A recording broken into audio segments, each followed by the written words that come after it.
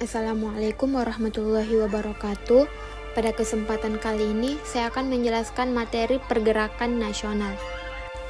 Salah satu organisasi pergerakan nasional yaitu Budi Utomo. Budi Utomo adalah organisasi yang dibentuk oleh beberapa mahasiswa Stovia.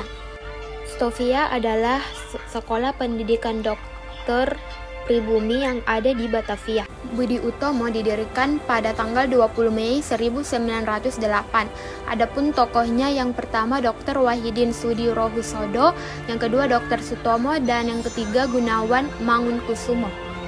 Lahirnya Budi Utomo. Sebelum R. Sutomo DKK mendirikan organisasi Budi Utomo, awalnya ada pertemuan antara Dr. Wahidin Sudirohusodo dengan R. Sutomo dan M. Soeraji pada akhir tahun 1907 di dalam gedung Stovia.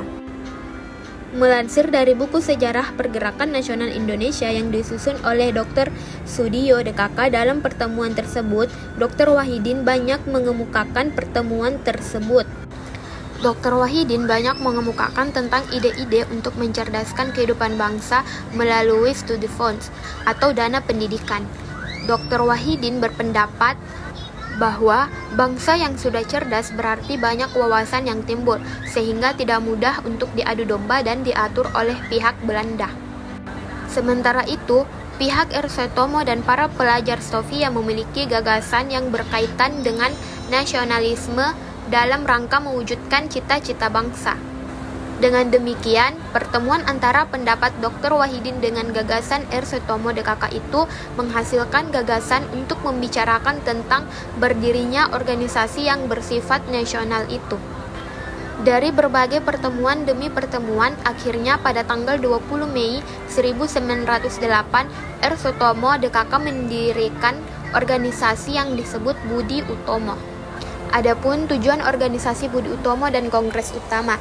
Tujuan utama organisasi Budi Utomo yaitu untuk menjamin kehidupan bangsa yang terhormat. Fokus organisasi ini adalah di bidang sosial, pendidikan, pengajaran, dan kebudayaan. Latar belakang Budi Utomo. Dilansir dari laman Kemdikbud, pergerakan Budi Utomo diawali dengan didirikannya sekolah Stovia di penghujung abad ke-19. Ketika berbagai wabah penyakit tersebar di Pulau Jawa. Saat itu, pemerintah kolonial Belanda mengalami kesulitan dalam mengatasi masalah ini karena sangat mahal untuk mendatangkan dokter dari Eropa. Akhirnya, pemerintah Hindia Belanda memutuskan mendirikan Stovia untuk menghasilkan dokter-dokter yang berasal dari kalangan pribumi.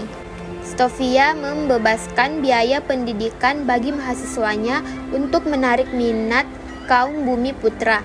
Tidak hanya melahirkan dokter yang cakap dalam bidang kesehatan, Stovia juga berperan menjadi tempat persemaian para remaja-remaja pribumi dalam menumbuhkan semangat nasionalisme. Di sana mereka bertukar pikiran dan ide untuk memajukan bangsa ini serta bangkit dari keterpurukan kolonialisme pemerintah Hindia Belanda. Budi Utomo mengalami kemunduran yang disebabkan faktor-faktor berikut. Yang pertama, keanggotaan Budi Utomo hanya terbatas pada penduduk Jawa dan Madura saja. Dan yang kedua, munculnya organisasi Serikat Islam yang tidak membatasi keanggotaannya.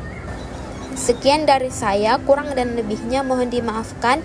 Wassalamualaikum warahmatullahi wabarakatuh.